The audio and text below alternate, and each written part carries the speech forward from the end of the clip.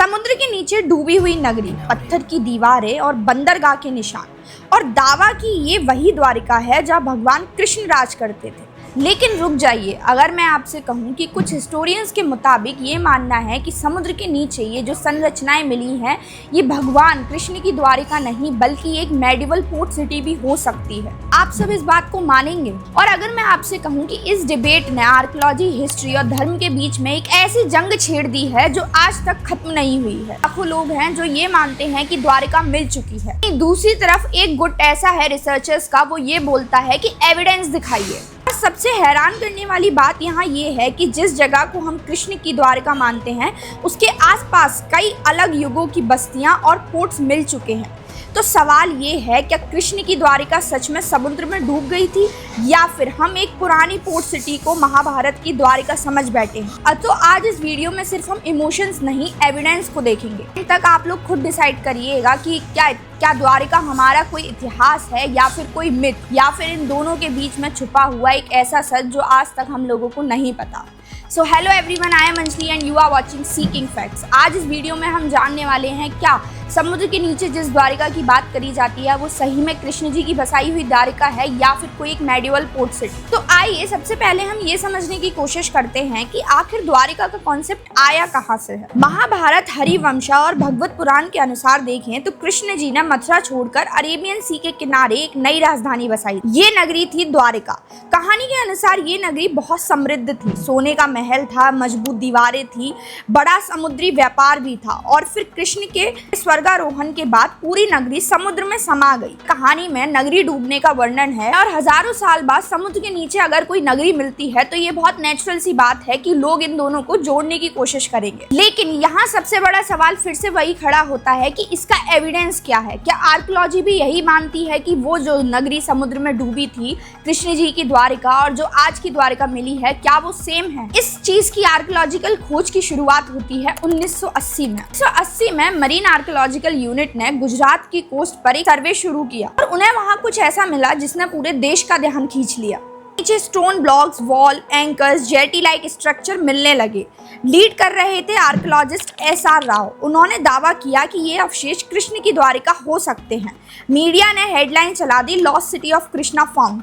देश भर में सनसनी मच गई। लेकिन साइंस में एक्साइटमेंट, एविडेंस नहीं होती। और यहीं से एक और सवाल ये उठता है कि आखिर हिस्टोरियंस को शक कहाँ से शुरू हुआ। हिस्टोरियन का शक असल में शुरू हुआ जब अपोजिशन ने सवाल पूछना शुरू किया। इसमें पहला सवाल ये था, क्या हम सच में श्योर हैं कि ये जो स्ट्रक्चर हमें समुद्र के नीचे मिले हैं ये मैन मेड हैं? कि कुछ रिसर्चर्स का ये मानना था कि ऐसी फॉर्मेशन नेचुरली भी बन सकती हैं। दूसरा सबसे महत्वपूर्ण सवाल जो अपोजिशन ने पूछा वो ये था कि डेटिंग क्या है। आखिर डेटिंग क्या कहती है इन स्ट्रक्चर्स के बारे में। अगर कृष्ण महाभारत काल के थे तो जो स्ट्रक्चर हमें पानी के नीचे मिले हैं वो भी उसी सेम पीरियड के होने चाहिए। लेकिन कई आर्टिफैक्ट्स की जो डेटिंग थी वो काफी अलग अलग पीरियड की निकली। मतलब जितनी भी चीजें हमें, जितना भी स्ट्रक्चर समुद्र के नीचे मिला और जिसको बोला गया कि ये द्वारिका के अवशेष हो सकते हैं, वो सारे अवशेष एक ही समय के नहीं थे, वो अलग अलग समय के अवशेष थे। और यहीं से शुरू होती है मेडिवल पोर्ट सिटी की सबसे बड़ी कंट्रोवर्शियल थ्योरी। तो आइए समझते हैं कि ये आखिर कंट्रोवर्शियल थ्योरी है क्या।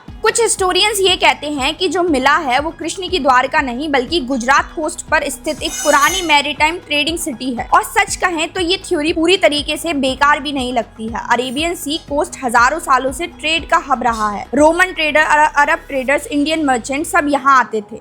रीजन में मेडिवल टाइम पर पोर्ट का होना कोई ज्यादा बड़ी बात नहीं है, क्योंकि मेडिवल टाइम में भारत का जो ट्रेड था वो बहुत दूर तक फैला हुआ था। इसीलिए क्रिटिक्स का ये मानना है कि पोर्ट मिलना और कृष्ण जी की द्वारिका मिलना दोनों अलग अलग चीज हैं। क्योंकि जो अवशेष मिले हैं, फिर से मतलब वही है कि जो समुद्र के नीचे जो अवशेष मिले हैं वो एक ही पीरियड के नहीं मिले हैं। ज्यादातर अवशेष जो हैं वो मिडिवल पीरियड के मिले हैं, जो ये दिखाते हैं कि ये कृष्ण जी की द्वारिका के पूरे अवशेष नहीं है। अब आती है वो बात जो डिबेट को पूरी तरीके से बदल देती है, और वो है बेट द्वारिका। बेट द्वारिका जो कि आज की द्वारिका के पास एक आइलैंड था, और यहाँ आर्कियोलॉजिस्ट को हड़प्पा पीरियड तक के एविडेंस मिले हैं। मतलब यहाँ पे जो उन्हें अवशेष मिले हैं वो हड़प्पा सिविलाइजेशन के हैं और उससे भी पुराने हैं। और एविडेंस में मिली हुई चीजों में से कुछ चीजें हैं portray, settlement, trade activity, ancient occupation, यानी ये रीजन मेडिवल से कहीं ज्यादा पुराना है। तो उनके अकॉर्डिंग ये मानना है कि कृष्ण की द्वारिका इस जगह पर होना कोई ज्यादा बड़ी बात नहीं है या इम्पॉसिबल इम्पॉसिबल जैसी कोई चीज़ नहीं है, क्योंकि ये जो एरिया था, कोस्टल रीजन जो था गुजरात का,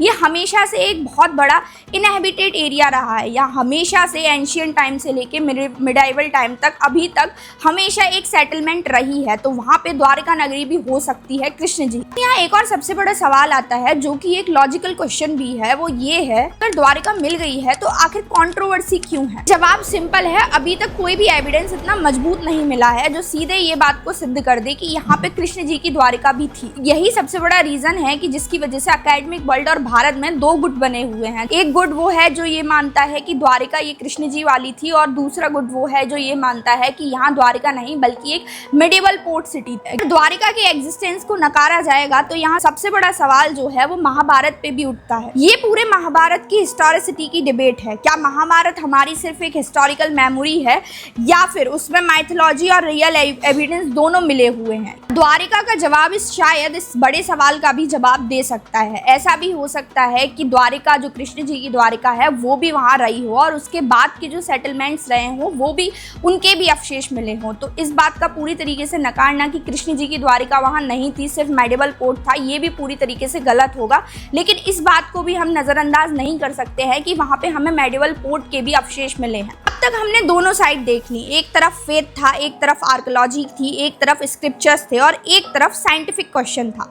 और सच ये है दोनों साइड के पास कुछ ना कुछ एविडेंस है, लेकिन दोनों साइड के पास कंप्लीट प्रूफ नहीं है। इसीलिए आज भी द्वारिका दुनिया की सबसे फैसिनेटिंग मिस्ट्रीज में से एक बनी हुई है।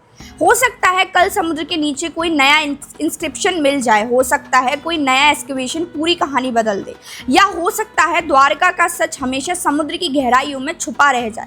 लेकिन एक बात तय है, चाहे आप इसे इतिहास मानो या आस्था, द्वारिका भारत की सबसे रोमांचक मिस्ट्रीज में से एक है। क्या सोचते हैं, क्या गुजरात में पाई गई द्वारिका ही कृष्ण जी की असली द्वारिका है? प्राचीन पोर्ट सिटी को कृष्ण की नगरी मान गए हैं? कमेंट में अपनी राय जरूर बताएं। And if you find this video interesting then please do like, share and subscribe to our channel Seeking facts.